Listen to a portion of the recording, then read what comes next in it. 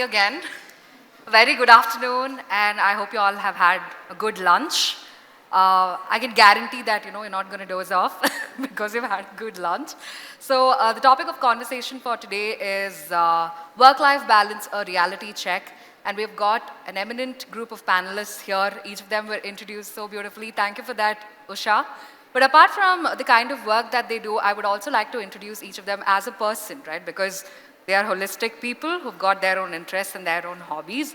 Jayashree here is someone that is interested in adventure sports apart from work. She clearly believes in demarcating life and work, right? For her, it doesn't blend. So she's someone that enjoys scuba diving and she also enjoys trekking.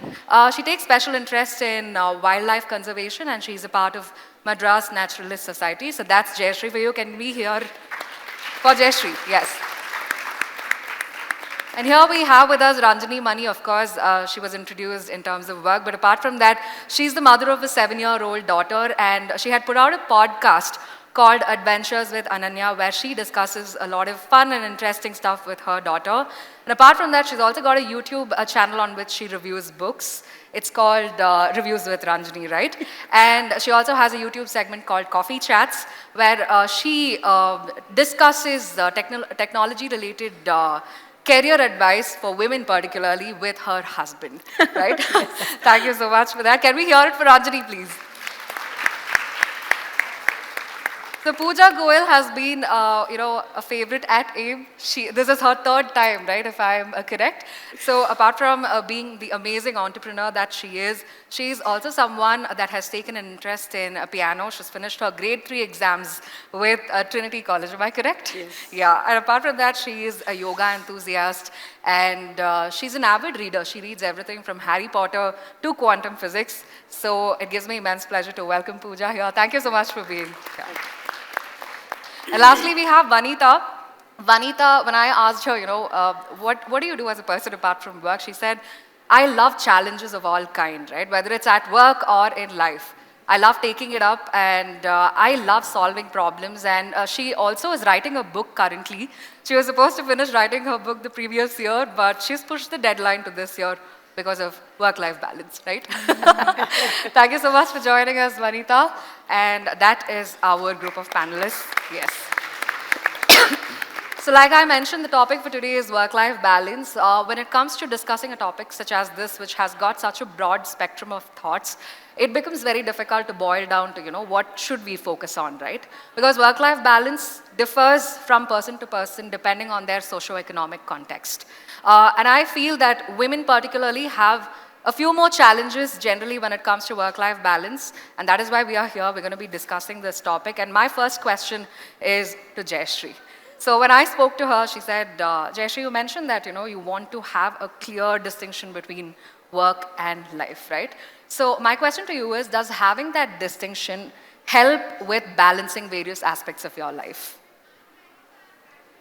All right. So first of all, I think we get into this mode of, working so hard to make a living that we forget to live. Right. So for me, it was very important that the other side, which is life itself, is, if not more important, at least equally important to what I do for a living. And this demarcation that you talk about, I look at it in terms of not time management, but boundary management. Right. So for me, it's very clear that the boundary of my life away from work, right? It may have a few bits of work, that's okay. But everything else apart from work, my family, relationships, health, hobbies, scuba, everything else comes in that. So yes, it is important from my standpoint to have that demarcation. Okay, thank you for that response. Over to you, Ranjani. You have a lot of activities that you engage in as a professional, as a hobbyist. So you write every day consistently, right, on LinkedIn, and you've been awarded LinkedIn Top Voices badge. And apart from that, you also give career-related advice in the technology field on your YouTube channel with your husband. So there is an overlap of work with your hobbies, right? So how do you make sure it doesn't become all work and no play? Yeah, great question, Vijesh. First of all, it's great to be in a room with so many women, right? Absolutely fabulous. First of all, it's a great question, right? Interestingly, all the stuff which you talk about seems like play to me and not work. And I'll tell you why, right?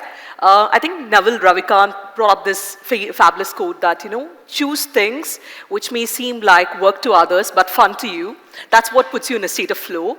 And doing all of this seems like fun to me, right? Because I love learning about technology, and what better way to learn than to write about it. That's the truest form of learning itself, right? But having said that, yes, I think as women, we tend to overwhelm ourselves with picking up a lot. I tend to do that at least. Absolutely. So in order to kind of restrict myself, I'm going to share like 3 things which has worked for me after like lots of trial and error. One, time box everything, right? Like if it's not on my calendar, I will not do it. To-do lists don't work. If you want to do something, even 15 minutes, put it on your calendar. Even with your leisure time? Everything. If I need to go for a walk, I block it out because fitness is very important for me. Of course. And you may have the right intention, but if you don't put it on your calendar, it's not going to happen, right? Second thing, deep work. I think it's tremendously helpful. I work in Pomodoros, so 25-minute slots.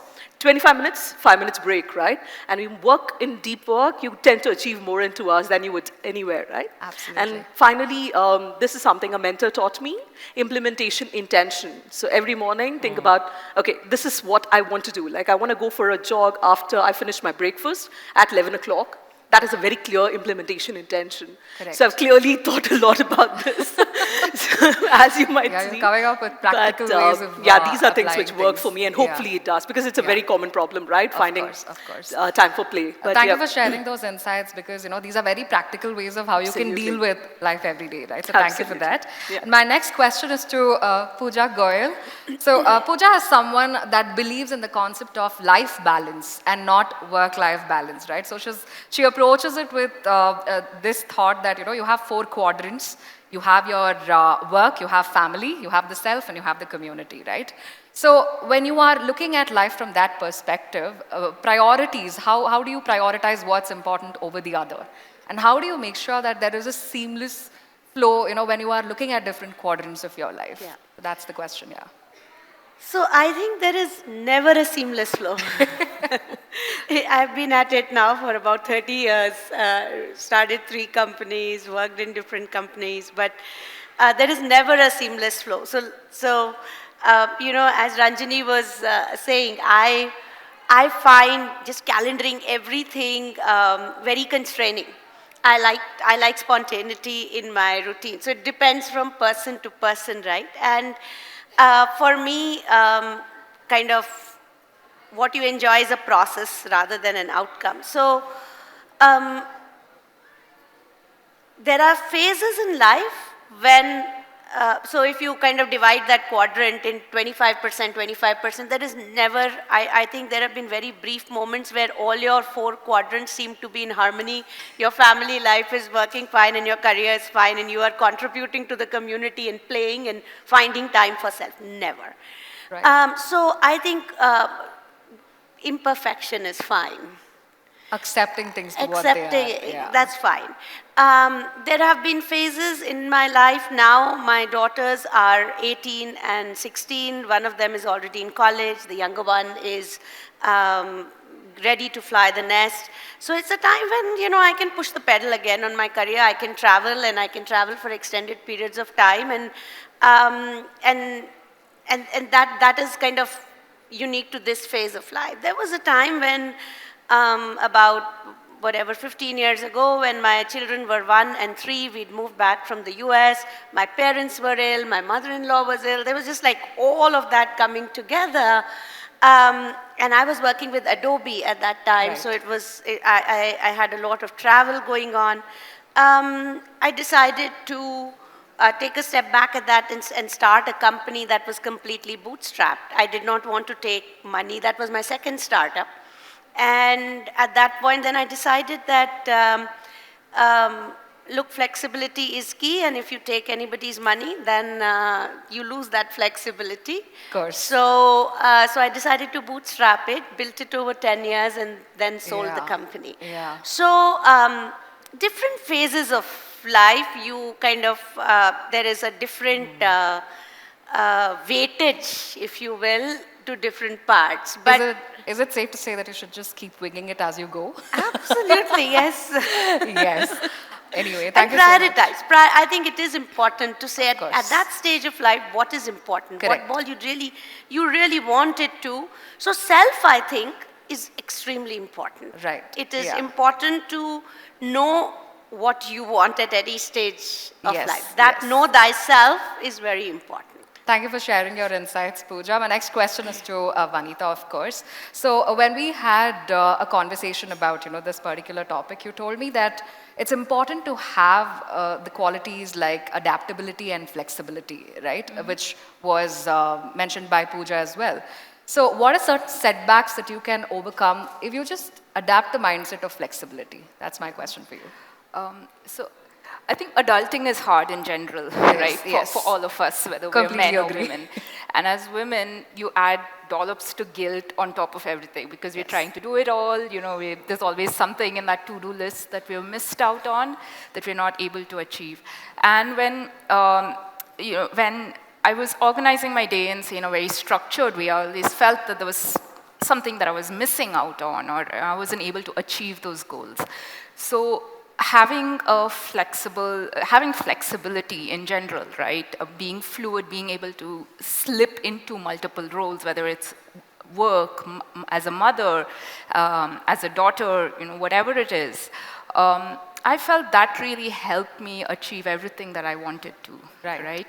So it's chaotic, but it's organized chaos, and I love it, at least. It works for me. Yeah, So- yeah. Thank you so much. I hope that whatever you shared would be of practical applicability with our audience as well.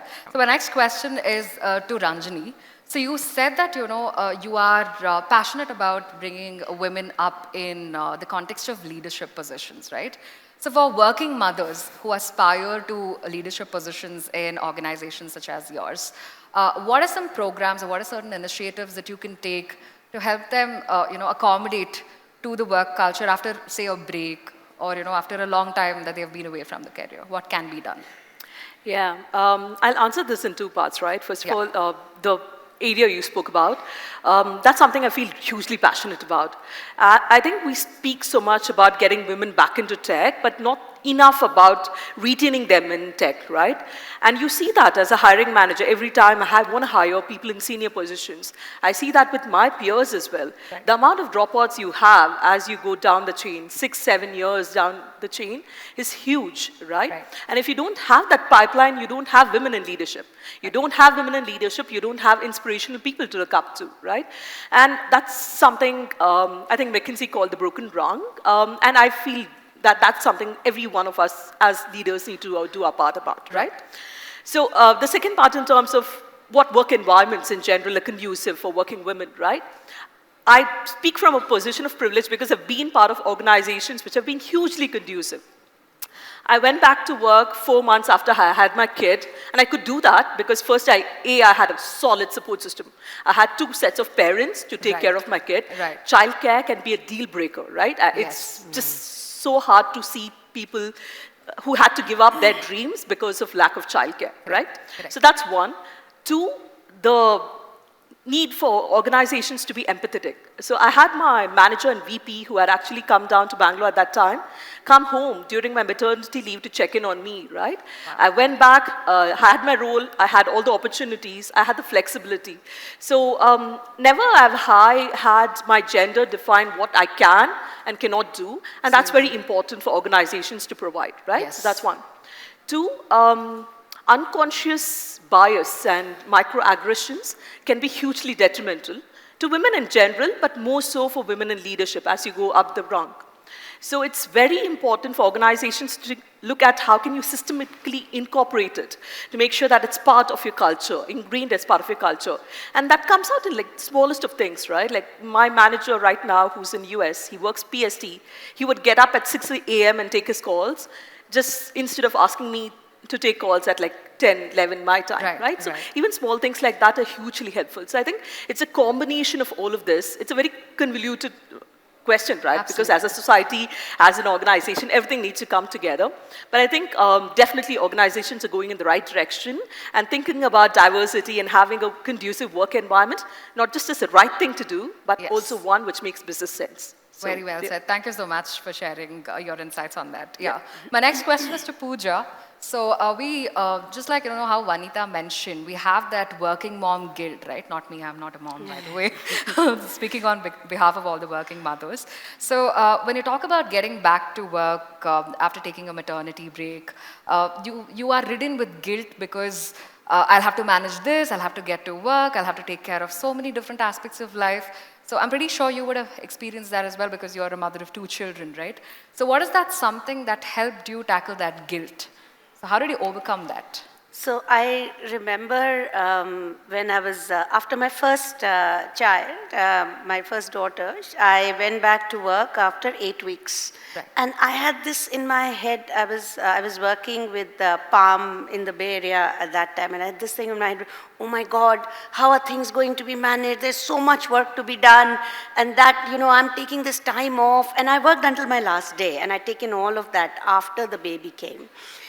And I went back and all the stuff that seemed so urgent, it was still there. And, I was able to get onto it. So you step back and say what is really important and what is not. What is a deal breaker for you at that point, right? So the way I have dealt with it, and I can tell you this, every time I had some important meeting to go to, some important travel plan, either my daughter will fall sick, or my nanny won't come, or, my husband has to travel at the same time. It just will happen. Right. So now I go in with the assumption that it's going to happen. So first is build redundancy in the system. I always have plan A, plan B, plan C in place. Right. If my daughter has to be picked up while I'm here at the conference, I'm sure something will go wrong. So I'll have a plan A in place and plan B in place. If my driver doesn't reach, I'll have a friend on call to say, make sure you go there, because this time I can't do it. Right. So that is one. And the second thing is something I learned in the whole design thinking process, which is reframing. You can look at one situation from a point of view of guilt and say, look, my child had to wait for 1 hour because the car didn't reach in time and I messed up. Versus reframing it to say, it's okay. She'll learn to adjust to some things like that. Right. When I at Adobe once, when my second daughter was 1 year old, I had to travel to Germany for almost 12 days, 2 weeks I was out. Right. And I went and my daughter fell really sick. She was nursing, that was the time I stopped, and she fell really sick. And there is one way to look at it, which is feel very guilty about it. Oh my God, I came here. But there is a reframed way to look at it. Yes, yes. That there is a plan B in place. My husband's there to take care of her. And it could have happened even while I was there. Right. So I think reframing has helped me a lot of times. So gradually you learn, you teach yourself to reframe it and not take that guilt, and we are wired to do that. So it's a muscle that you have to build over a period of time. Well, thank you for sharing that, Pooja. So my next question is to Jayashree, right? While we are talking about working mothers, there are also women who do not go the conventional route. Right? They decide not to have a family, they decide not to get married, not to have children. So almost always, we have this tendency to discount the struggles of people, saying, hey, you don't have it as bad as, say a working mom does, right? So what are certain challenges that you have faced as someone that has not gone down the conventional road? And how important is it, to have a support system in place? Yeah, so you're right. I did go the unconventional way. And, just picking up on Pooja's words, know thyself. I mean, for me, it's love thyself, man. Yeah. I'm very clear. So yes, at the workplace, as well as maybe even friends and family, your own people who know you so well. Many times you will hear things like, oh, but you are single, right? You've got enough time. You don't, what, you can't spend 2 more hours in the office. What are you going to do at home anyway? Who told you I'm going home? So anyway, so with all of that, yes, people do discount that. But then I think what's worked for me is that I have made it very clear to everyone in my ecosystem, my office, my managers, and anytime I pick up a new role or a new job, I sit down with the manager and I make it very clear that, listen, these are my priorities. Yes, work is a priority, but my life is also a priority. Correct. So do not ever ask me to do things that you can get done with somebody else. And also things like, differentiating between urgent and important. Yeah. So I'm also very clear that yes, if there is an emergency at work, of course, then work takes, then home does not take priority, it's work. But then, not every day. So things like that, and firstly making it very clear that, listen, I am totally in love with myself and I do not feel guilty about it. So Right. I need time for my hobbies, I need time for my health, my family, my friends, they all are pretty high on priority. So do not ever go there. It's about establishing and upholding your Yeah, I boundaries. think boundary establishment for me has worked. And in terms of support systems, I think, things like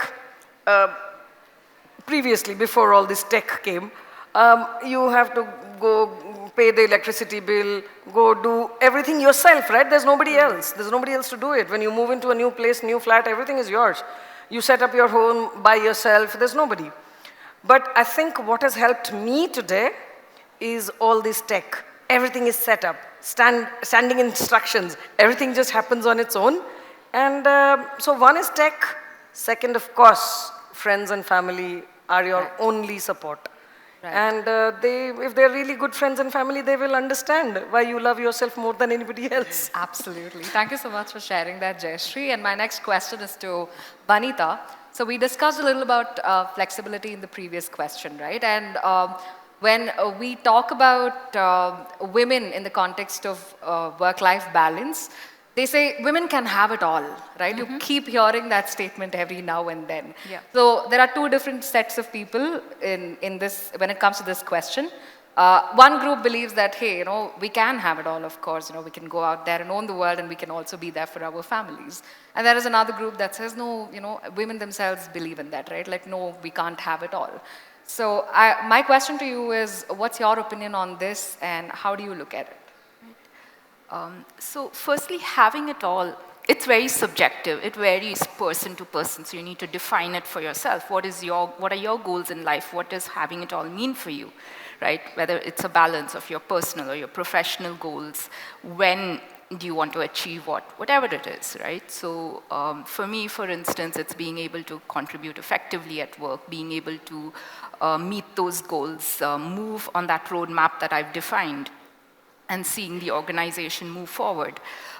Being able to, at the same time, take time out, spend quality time with my kids, take part in activities with their friends, try and understand their music, which I've still not been able to, right? And sometimes when it gets too overwhelming, just take a break, call up a friend, take time out and complain about the whole world.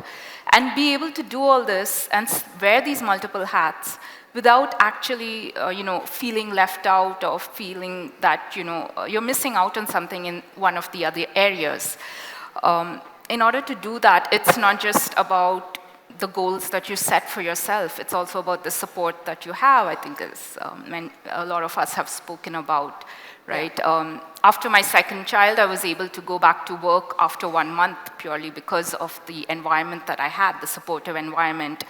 And a manager who said, you can do it, come on, right? Yeah. The calculated risks we take, a lot of the time we're too scared to do it. So sometimes you need that little push sometimes, and you need to know that you have that security net that, okay, Correct. it's all right, failing is fine, it's not going to be too bad. Yeah.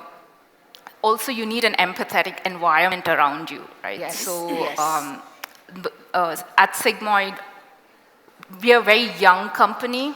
A lot of the men pitch in their own families, so we constantly have kids participating in our work calls, for instance, right? Someone calling up from school saying, hey, come pick up your kid because they're sick. It's not a big deal because there are guys who are doing it also, right? So there's an environment of empathy. You're not held back from opportunities because everyone understands that, hey, you have to wear multiple hats. And you are given that space in order to be able to contribute effectively to do so. Yeah. Thank you so much for that, Vanita. My next question is to Ranjani. So when you focus on different aspects of your life, right, you want to accomplish goals in different areas of your life. And when you do that, the sense of self takes a back seat, correct? So you don't focus on yourself as an individual. So in that context, how do you tend to your individuality? And how do you stay content and satisfied irrespective of the outcome of your goals? Yeah, that's such a great question. So, first of all, we tend to associate a lot of our identity with our titles and our work in itself. Absolutely. We say, oh, I'm the director at this, I'm the VP at this, which is good, but then that alone cannot be your entire self. You need to have, and we play different roles, right? We're a mom, and one thing I've noticed is when there's a dissonance between what you are and what you want to be, that is what causes unrest, right? Like, I want to be a person who looks at tech, understands tech. I want to be someone who's keen on fitness, but if I'm not allowed to do that, that causes unrest. So the way I look at it for me is this is not a good to have, it's a must have. It makes us better individuals, both at work and otherwise, when we give ourselves the space and the care, right? I had a very high-risk pregnancy, and for me, that's kind of like a life-changing moment, right? I then realized that it's health and fitness is really important. I need to give myself that time. Right. So there's this thing when I became a mom. I grew up with a working mom myself, right? When I became a mom, I remember asking her, Amma, you know what? There's this guilt I feel when I'm doing all of these things away from my child. Am I not being a good mother? And she told me this, right? She said, you know, first of all, mediocrity is okay. Like, you can't be everything. You need to cut yourself some slack. You don't need to be the person with the best made cake, right, at school. Right. It's okay. You can cut yourself some slack. Support system is everything, right? I think the best thing which came out of my marriage is not my husband, but my mother-in-law, because she's so supportive that way. And finally, she called out the resilience that kids have, right? So she said that you underestimate them. Unless you massively mess up, kids turn out okay, like you and your brother did. It's okay. Give yourself that slack. Yes. So I think it's about cutting yourself that slack and giving yourself the opportunity to do what you love to do. Because at the end of the day, if you're not a happy mom, you are not a good mom as well. Definitely. Yeah. Thank you for that, Ranjani. My next question is to Pooja. So when we talk about, the self, I've noticed this one thing, right? People realize certain things when it's too late. Like, you realize that you have a terrible health condition only when it blows out of proportion. Or you realize too late that, hey, I have to get this done, and you've totally forgotten about it, right? So my question to you is, how can we overcome that, right? Like, why should we wait till it's too late? Why shouldn't we realize it way in advance? And what is something that has worked for you in that context? So I'll connect it to the question you asked, Vanita, which was around, have it all. I truly believe that you can have it all, just not at the same time. Right.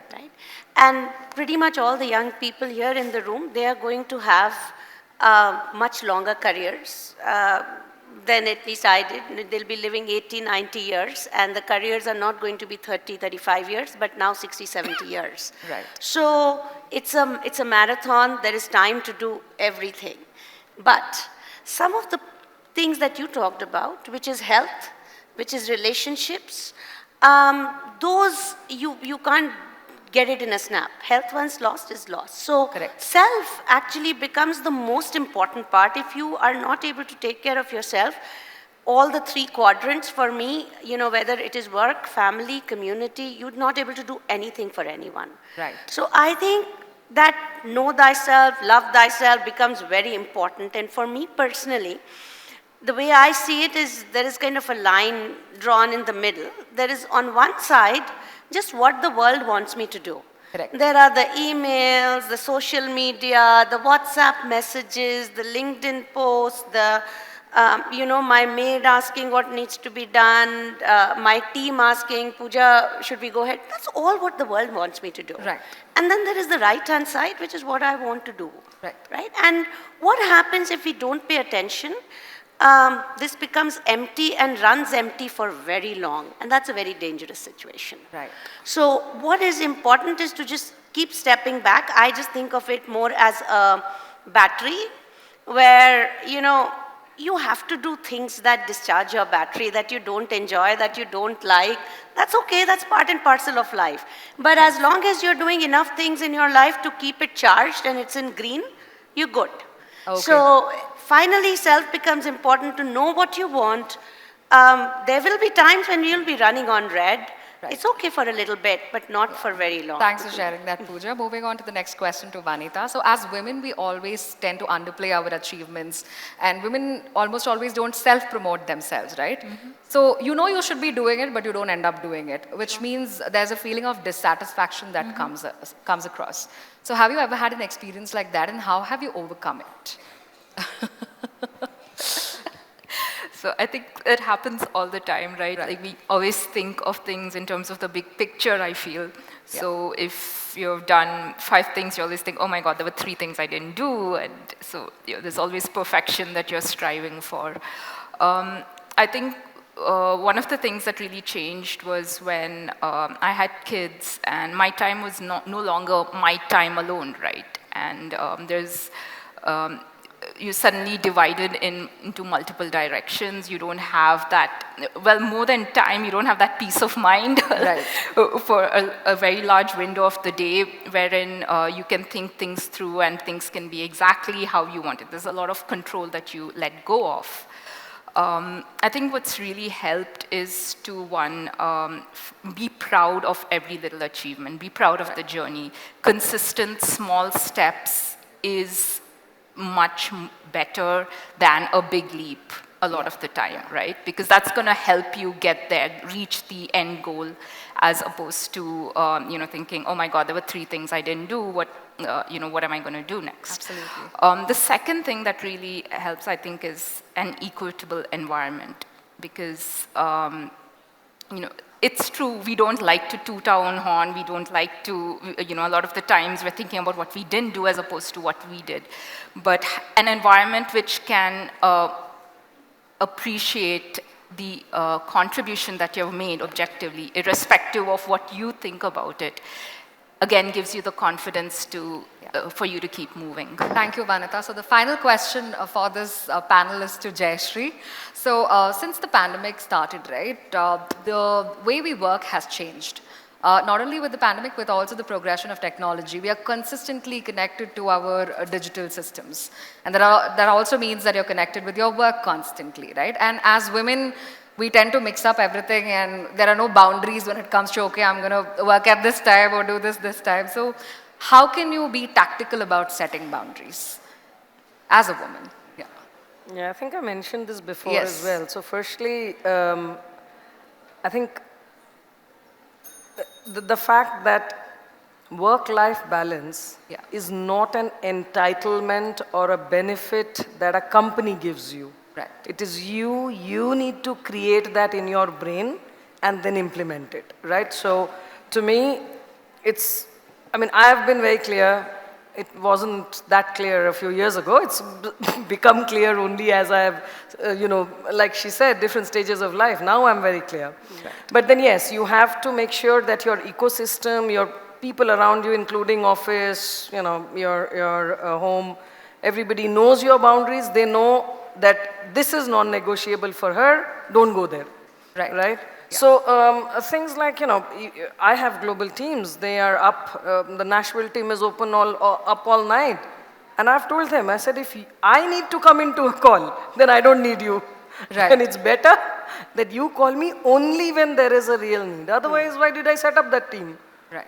So things like that. I think setting boundaries, planning way ahead in time if you're able to, and still leaving time for a little flexibility, like Vanita was saying, And I think these kind of things help to create Well, that boundary. Thank you so Yeah. much for that, Jayashree. With that, we come to the end of the panel discussion. Since we are pressed for time, we'll be taking a few questions for now. So if you've got any questions, please raise your hand and we'll direct a person to you. Any questions? Yes.